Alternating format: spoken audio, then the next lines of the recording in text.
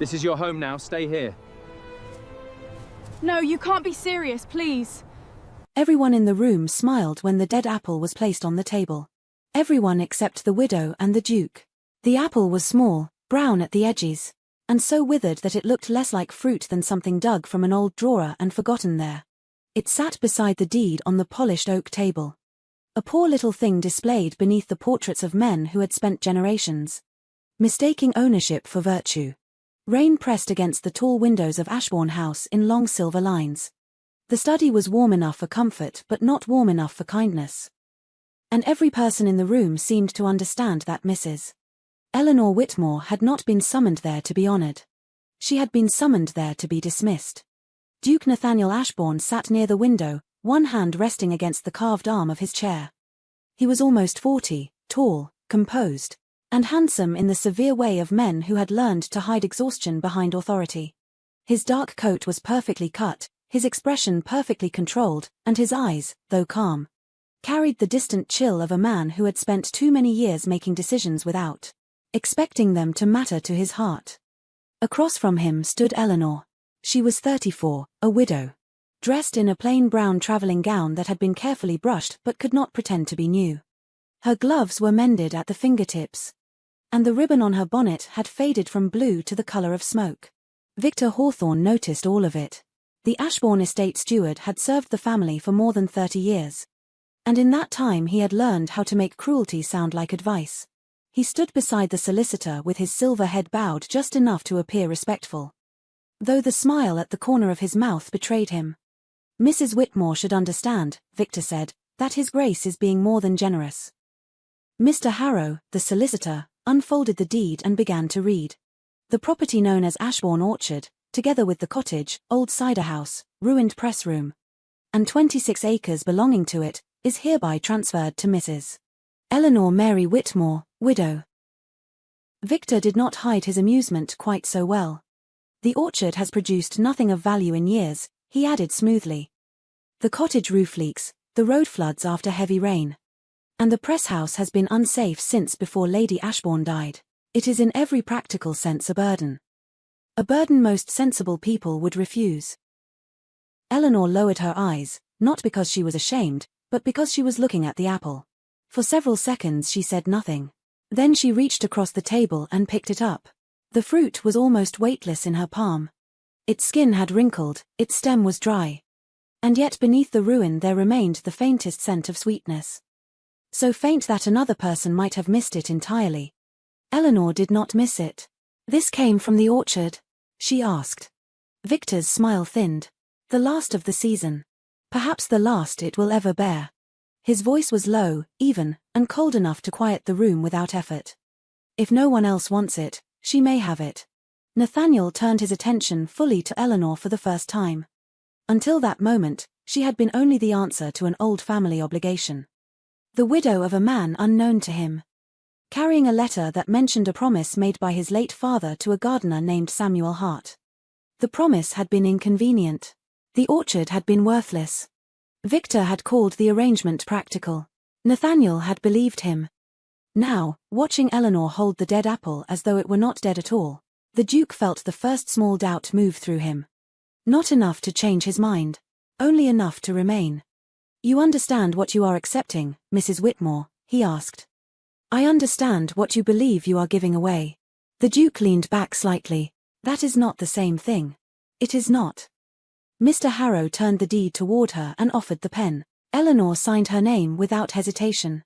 Her hand did not tremble. When the deed was folded, she placed it carefully into her reticule. Then, to Victor's visible displeasure, she placed the withered apple beside it, as though both the paper and the fruit belonged to the same secret. Nathaniel noticed that too. This time he noticed it more carefully. At the door, Eleanor paused and turned back. "Thank you." Victor's face changed so quickly that anyone not watching him would have missed it. But the Duke was watching. Eleanor gave no explanation. She simply left with the deed, the apple, and a silence that lingered in the study long after the door closed behind her. By dusk, a cart carried her west through narrow lanes washed silver by rain. Ashbourne House disappeared behind the trees, and the road grew rougher until it seemed less like a road than a warning. Eleanor sat with both hands folded over the reticule in her lap. Inside it lay the deed and the apple. But when the first black branches of the forgotten orchard appeared against the evening sky, she leaned forward as though she had been waiting half her life to see them. The trees stood twisted beyond a broken gate. The cottage roof sagged. The old cider house leaned toward the earth. And the orchard itself spread out beneath the grey sky like a kingdom that had died without anyone bothering to mourn it. To anyone else, it would have looked like ruin. To Eleanor Whitmore, it looked like proof. At the far end of the orchard, one ancient apple tree stood apart from the rest. Its trunk was split by age, its branches bare, and yet beneath, the grass had grown greener than anywhere else. Eleanor stepped down from the cart and stared at it for a long time. Then, very softly, she whispered the name her father had once spoken only when he believed no one was listening. Heartroot. And somewhere inside the forgotten orchard, something answered. The first morning at Ashbourne Orchard arrived beneath a blanket of pale mist that softened every outline and muffled every sound. From the doorway of the cottage, Eleanor could barely distinguish one row of apple trees from the next.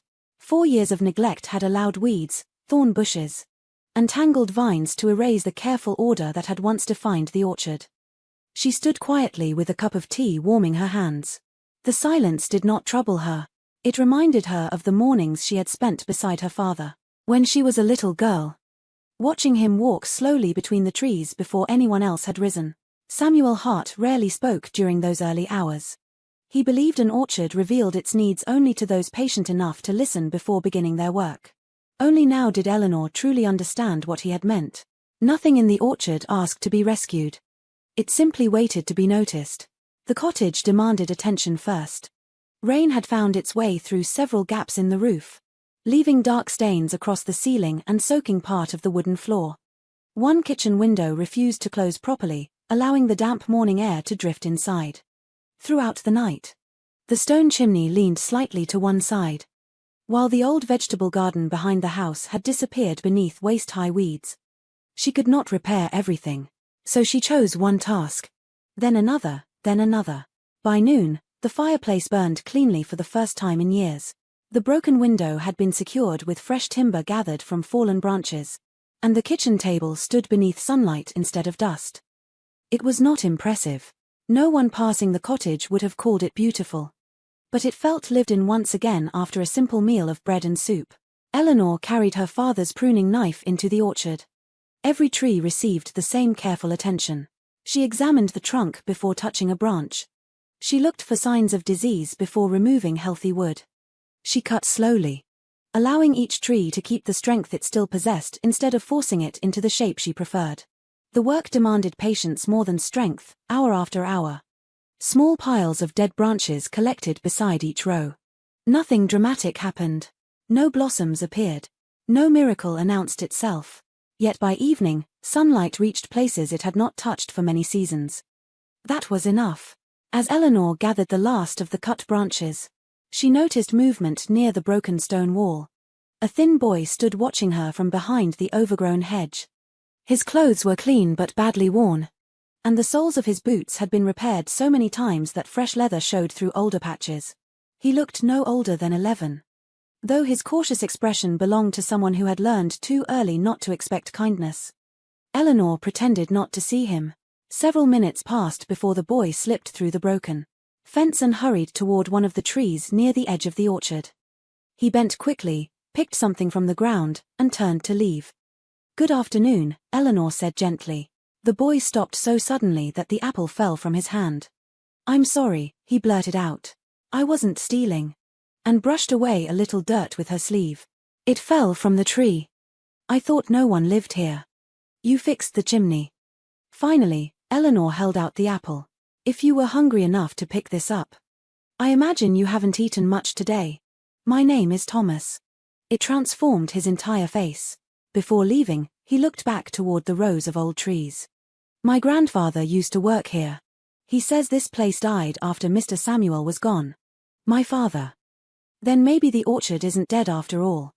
Leaving Eleanor standing beneath the fading afternoon light with those simple words echoing in her mind. The following morning brought another surprise. Someone had left a basket outside the cottage door. Inside lay 6 fresh eggs, a loaf of brown bread, and a small jar of blackberry preserves wrapped carefully in cloth. There was no note. Only a single sprig of apple blossom resting on top. Eleanor smiled. The village had not welcomed her openly. But someone had. 2 days later, while she was repairing one of the old fences, an elderly man approached slowly along the narrow path leading into the orchard. He walked with the help of a weathered ash walking stick, stopping every few yards to catch his breath. His hands were rough, with the deep cracks earned only after decades of working the land. And although age had bent his shoulders, his eyes remained bright. He stood silently for several minutes watching Eleanor prune another tree. "You leave the strongest branch untouched. My father taught me." "I thought so. Samuel always said an apple tree should never be rushed. If you force it to grow before it's ready, you'll harvest beautiful branches and empty baskets." "You knew my father." "We planted half this orchard together." Neither hurried to fill the silence. George walked slowly from tree to tree, touching familiar trunks as though greeting old friends he had not seen in many years. "I stayed away after Samuel died," he admitted. George returned carrying a small toolbox. On the day after that, he arrived with young cabbage seedlings for the vegetable garden. No promises were exchanged. No speeches were made. People simply began helping. A widow from the village sent warm pies on Sundays. A carpenter repaired the cottage gate without asking for payment. 2 brothers spent an afternoon clearing stones from the old access road before quietly leaving again. Even Thomas appeared almost every morning before sunrise, insisting he could carry heavier bundles than anyone believed. Little by little, Ashbourne Orchard stopped looking abandoned. It began looking loved. Late one afternoon, Duke Nathaniel rode along the western road on his way to inspect tenant farms beyond the river. As he reached the hill overlooking the orchard, he slowed his horse almost without thinking. Smoke rose gently from the cottage chimney. Children laughed somewhere beyond the trees. Fresh fencing caught the sunlight where broken posts had once leaned into the weeds. Nathaniel remained there only a minute. He did not ride through the gate. He did not announce himself. He simply watched the widow moving quietly between the trees, trimming another branch with the same patient care she had shown the day she accepted an orchard. Everyone else had considered worthless. Then without a word, he turned his horse and continued toward the river. He never noticed the single branch above Eleanor's head. Neither did she. As the evening breeze stirred the orchard, one tiny white blossom opened among the weathered limbs. It was the first apple blossom the orchard had produced in many years. No one saw it bloom, but spring had finally found its way home. Nathaniel disappeared beyond the western road, leaving the orchard wrapped once again in its quiet rhythm. He did not know that someone else had been watching from much farther away. Victor Hawthorne stood beneath a line of old elm trees overlooking the lower fields, his horse hidden behind the stone wall that bordered the estate road. From that distance, he could see only fragments of the orchard, the repaired fence, the smoke rising from the cottage chimney, and several villagers working beside Eleanor as though the place had never been abandoned. His expression remained calm. Only his eyes betrayed him. For years, Ashbourne Orchard had been exactly what he needed it to be, a forgotten corner of the estate that no one cared enough to inspect. Every season it remained neglected made certain records easier to ignore and old boundaries easier to blur. Now the silence was changing. Villagers had begun returning. Children wandered through the lanes again. Even the Duke had slowed his horse. Victor could not allow curiosity to become habit. The following morning, 2 hired labourers arrived before sunrise and quietly dismantled part of the narrow irrigation channel that carried spring water toward the oldest rows of trees. They worked quickly, removing several stones before leaving without a word. By the time Eleanor discovered the damage, much of the water had already spilled uselessly into the lower field. Thomas frowned as he examined the broken channel. "I don't think the rain did this." She knelt beside the disturbed stones for several moments, running her fingers across the fresh marks left by iron tools. Someone had been here, someone who knew exactly where to strike. She said nothing. Instead, she picked up the first loose stone and carefully placed it back where it belonged. Thomas immediately lifted another. A few minutes later, George arrived carrying his shovel without being asked. No one spoke about sabotage. They simply worked together until the water flowed once more.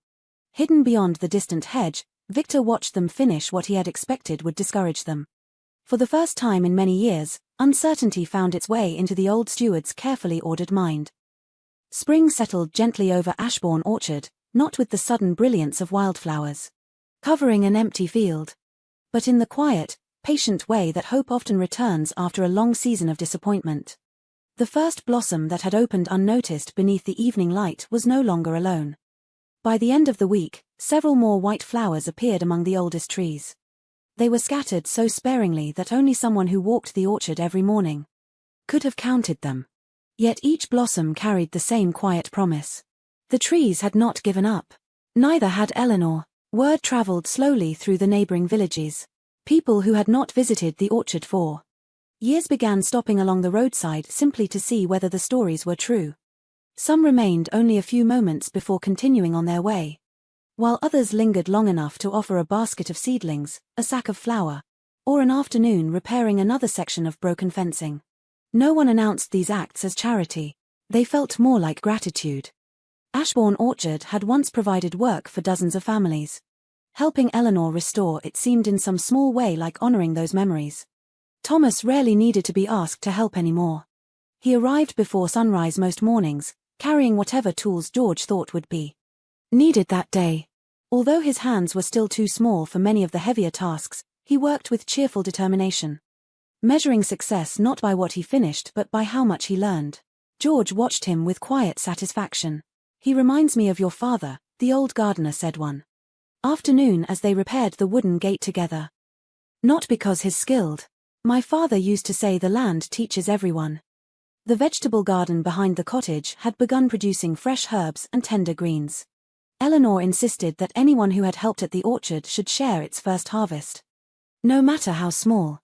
On Saturday evenings, the long wooden table outside the cottage slowly filled with neighbors. Someone brought fresh butter. Another family arrived carrying warm pies. Children chased one another between the apple trees while older villagers shared stories that had not been told for decades.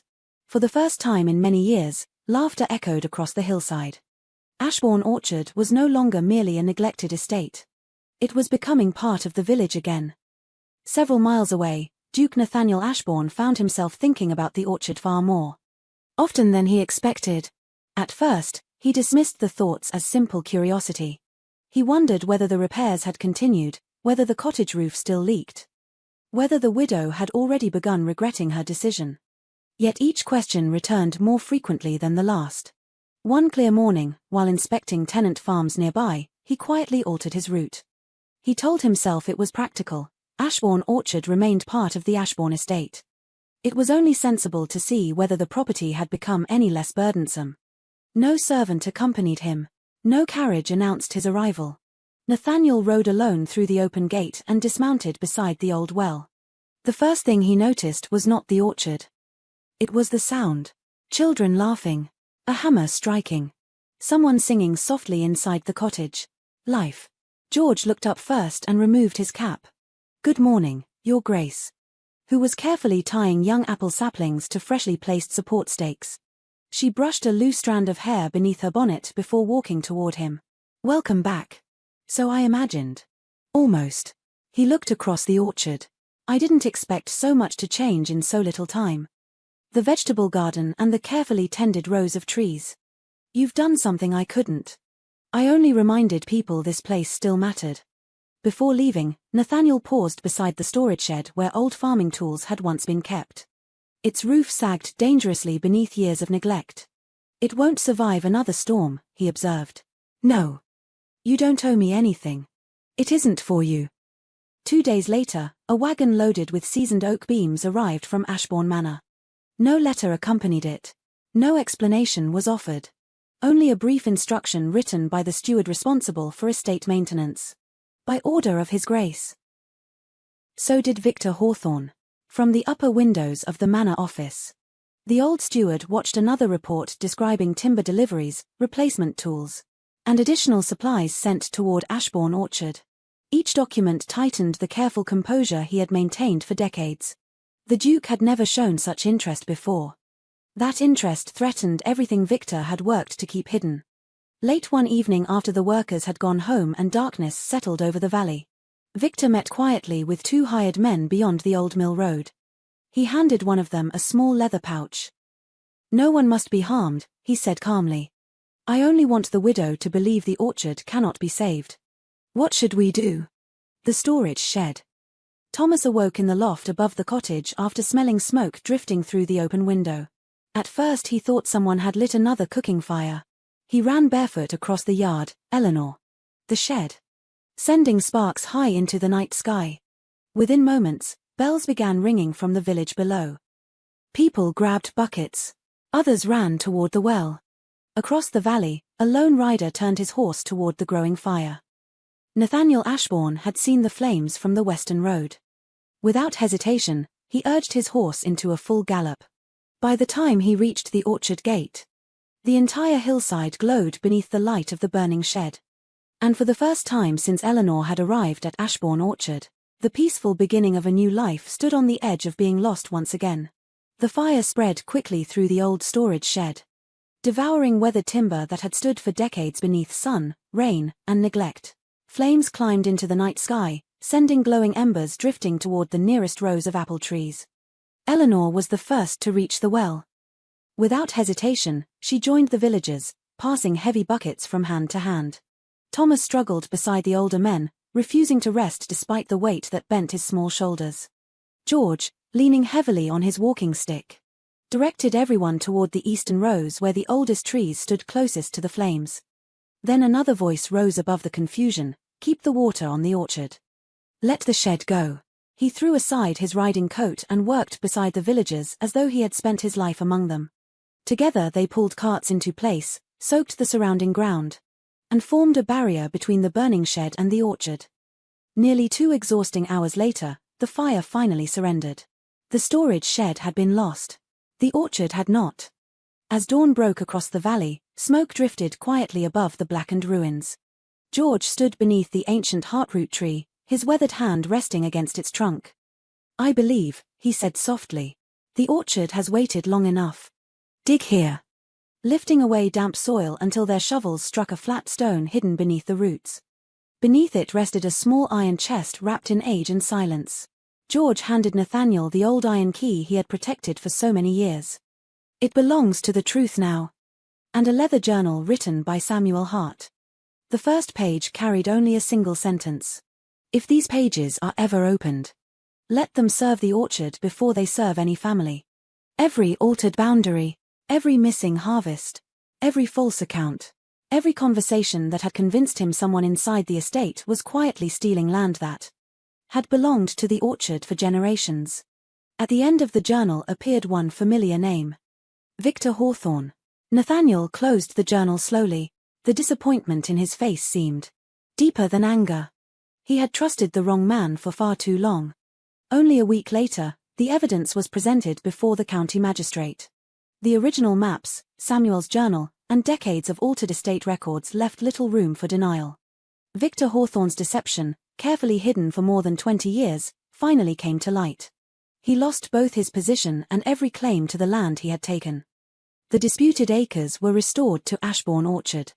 Justice arrived quietly, just as Samuel Hart had hoped it would. Summer passed into early autumn, bringing with it the finest apple harvest the valley had seen in nearly 3 decades. Families traveled from neighboring villages to attend the revived apple festival, where long wooden tables overflowed with fresh cider, warm pies, and baskets filled with bright red fruit. George sat beneath heartroot, watching children race between the rows of trees, smiling as though he had been given one final season to witness the orchard he loved become whole again. Thomas proudly guided visitors through the young saplings, speaking with such confidence that few realized he had once wandered the orchard searching only for fallen apples. As the afternoon sunlight settled across the hillside, Nathaniel found Eleanor standing beneath heartroot. In his hands rested a single apple, the first fruit harvested from the oldest tree. He offered it to her. "I believed I was giving away land that had already died. It was never waiting to die." For a long moment, neither of them spoke. Then he smiled a quiet smile, untouched by rank or duty. "Perhaps," he said softly, "it wasn't only the orchard. Years later, people would remember the season Ashbourne Orchard returned to life. But those who had stood beneath Heartroot understood that the greatest harvest had never been the apples. It had been the kindness that finally found its way home.